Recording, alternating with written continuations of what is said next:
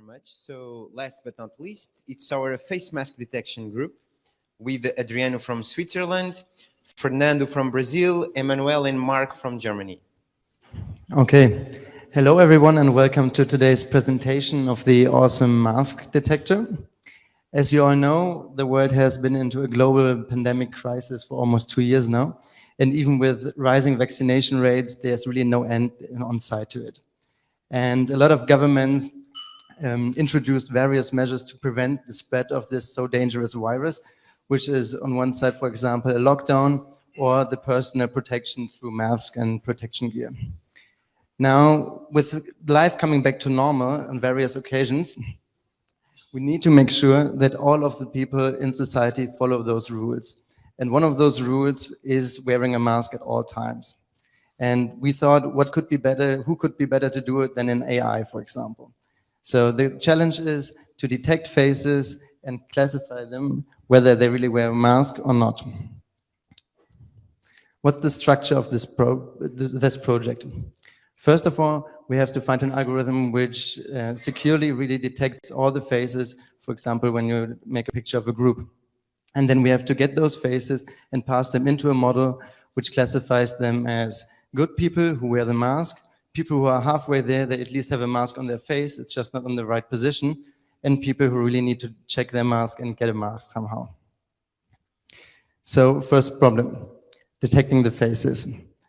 It has various challenges because you have sometimes people looking at it from the side angle, you have people wearing a mask, and you really have to find key points to detect faces. For that, we tried out various algorithms. The first one was performing good, but then we figured that if you have a picture from someone who's on the side, it doesn't detect. So we need to try a different algorithm. The next algorithm we tried was working good, but didn't detect faces with mask, which doesn't work for our project.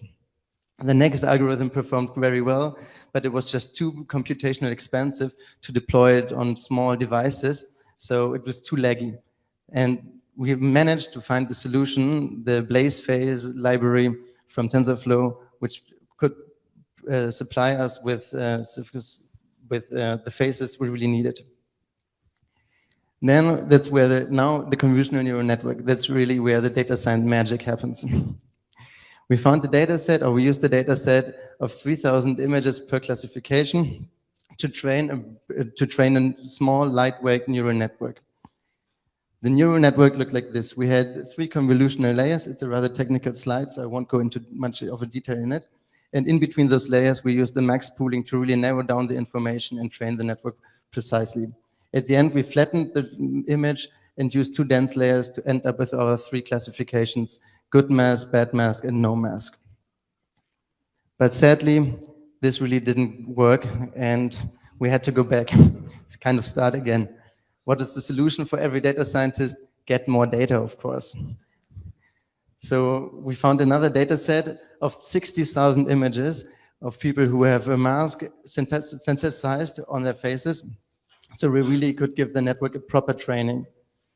And there we go, we got the results we wanted. This is the confusion matrix, and we can see we can predict no mask with the 69% of correctness, bad mask with only 72% correctness, and the mask with 97% correctness. But this is enough to really make a model running. So what is the pipeline now? We have to detect the face, classify the face, and deploy it somehow, and make a prediction. So let's go to the production part. This is now the interesting part because we wanted to have this device or this application for everyone at every hands all the time. So we needed to deploy it on web. How does the web work though? It works with JavaScript, but as you may know, we only learned Python. But nothing to fear. Our teacher said, you know the basics of coding and you can tackle this challenge. So this is what we did. We created a JavaScript. Is it really that hard? We created a website which uses JavaScript. We were able to convert our self-trained neural network into JavaScript and deploy it on the web. But enough said, I think it's time for a demo. So I'd like to invite Emmanuel on the stage.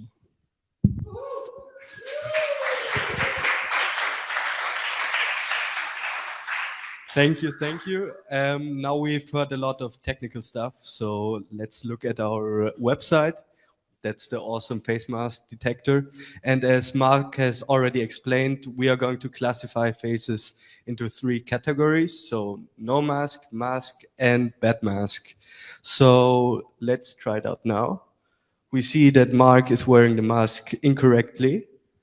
We see that Mark is wearing the mask correctly. And he's not wearing a mask.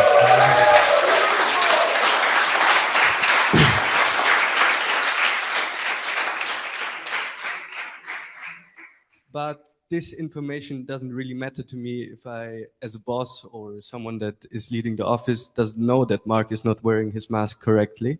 So he's now going to put my email in, and I'm going to receive a message that Mark is not wearing his mask correctly. So, 1 second. So, I don't know, it's probably too small, but mask alert, someone at the living room has no mask. And now we can do the same thing with a phone call.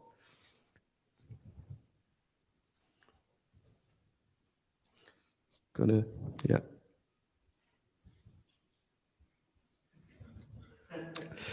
Yeah. Here they are.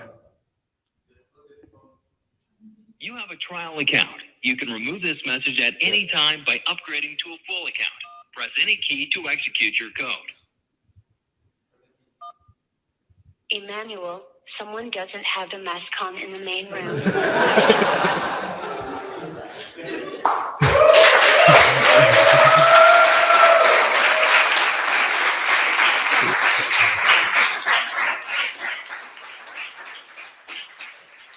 Okay, and if you want to try it yourself, we have a QR code for you. So if you want to scan it, feel free.